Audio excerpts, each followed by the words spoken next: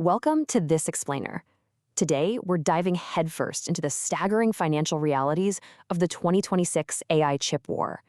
But more importantly, we're going to discover exactly what enterprise software is fueling this colossal hardware engine. We're going to connect the macro data of semiconductor manufacturing directly to the micro reality of how this unbelievable compute power is completely revolutionizing the advertising and marketing technology space. Okay, let's kick things off with a number that is honestly going to blow your mind. $215.9 billion. That represents NVIDIA's jaw-dropping fiscal 2026 revenue. To put that into perspective, we are talking about a 65% year-over-year growth, and that's actually following a massive 114% increase in the prior period. Adding $85 billion in a single fiscal year is literally unheard of in large-cap semiconductor history, and it perfectly sets the stage for our discussion today. Section 1. The 2026 AI chip war. We are seeing a market right now where financial returns have become incredibly concentrated among just a few key players at the absolute top of the food chain. The sheer scale of these market leaders is actually staggering. NVIDIA is completely dwarfing its own manufacturer, TSMC, which sits at $122.4 billion.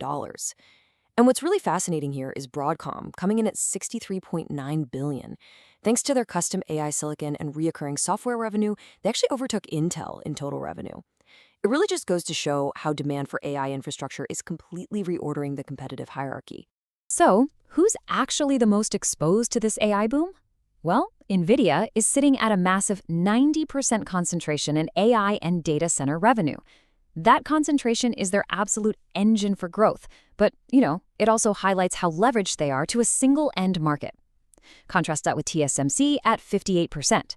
As a shared manufacturing supplier, TSMC captures aggregate AI demand across the whole value chain, regardless of whether NVIDIA, AMD, or Broadcom wins the chip design race. Moving on to Section 2, profits, margins, and R&D. Because let's be real, revenue scale alone doesn't tell the whole story. To really understand who's winning this war, we have to look at how that massive revenue translates into actual profit and sustained innovation. When we break down these master metrics, we see the real strategic flexibility of these companies. NVIDIA is operating way more like an enterprise software monopoly right now, with a 71.1% gross margin, yielding a massive $120.1 billion in net income. Just think about that. That net income alone is larger than the combined net income of TSMC, Broadcom, AMD, and Intel. Meanwhile, Intel is operating at a 34.8% margin, really struggling to fully fund its massive R&D and capital expenditures, though they have notably narrowed their net losses this year through some really heavy restructuring. The main takeaway here, it's all about the efficiency of innovation. Intel has the highest R&D intensity in the group, spending 26.1% of its revenue, which is $13.8 billion on R&D.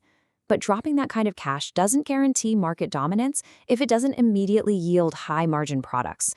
NVIDIA actually spends more in absolute dollars, $18.5 billion. But because their revenue base is so incredibly colossal, it only makes up 8.6% of their total revenue.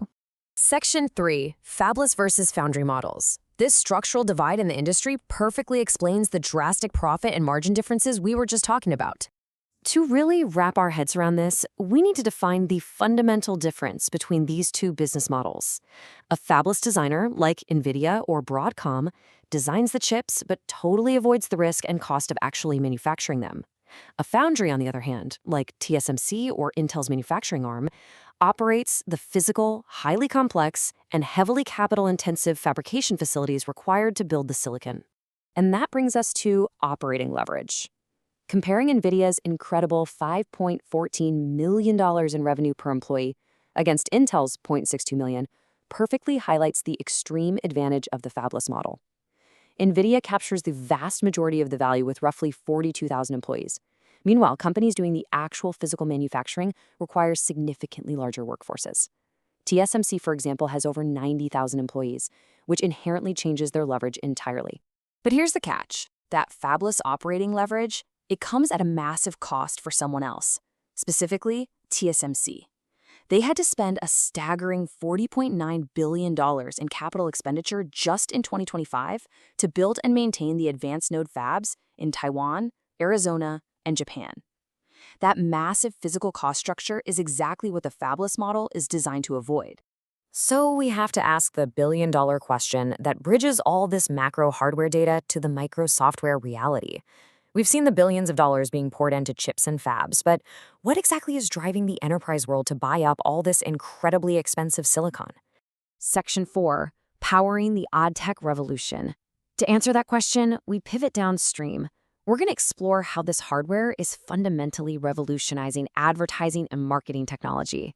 This is exactly where the silicon meets the software. We're looking at ad tech use cases that require immense, mind-bending compute density. And we aren't just talking about basic automation anymore. No, we're talking about agentic AI performing complex, goal-based reasoning to negotiate bids and manage cross-channel budgets totally autonomously. Or looking at contextual intelligence, analyzing video frames, audio, and text simultaneously to guarantee brand safety, and even the use of 3D digital twins to instantly generate hyper-personalized creative variations. This underlying infrastructure is literally what enables demand-side and supply-side platforms to survive the modern internet. Think about real-time bidding. It's an immediate per-impression auction, processing billions of these auction signals at ultra-low latency, handling millions of queries per second. That is physically impossible without the specific compute density provided by NVIDIA's high-end data center hardware. I absolutely love this quote from P. Weiler's CVO because it totally humanizes the tech and proves its real-world impact. P. Weiler is a platform building a trust and safety layer for digital video.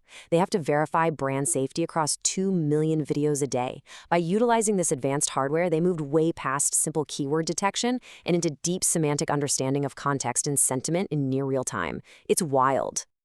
Similarly, Olympic CEO validates this enormous hardware investment perfectly.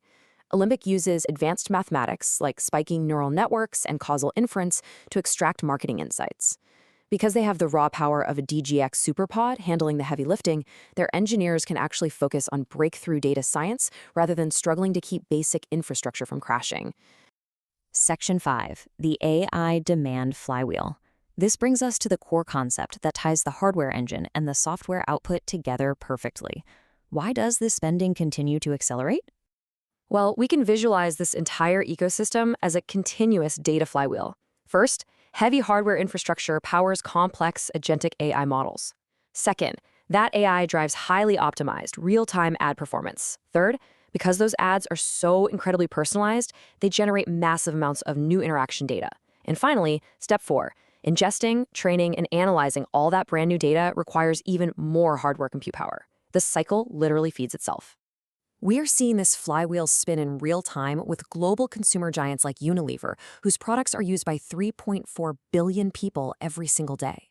They're replacing traditional manual photo shoots with totally cloud-native pipelines. By combining OpenUSD and 3D digital twins, they ensure their core product looks exactly right, while generative AI creates endless, hyper-personalized variations around it. This level of mass personalization relies entirely on the massive compute power we've been discussing today. So, as we wrap up this explainer, I want to leave you with a provocative thought. We've seen the hardware investments locked in at unprecedented billions, and we've seen the software generating undeniable real-time business results in massive industries like ad tech.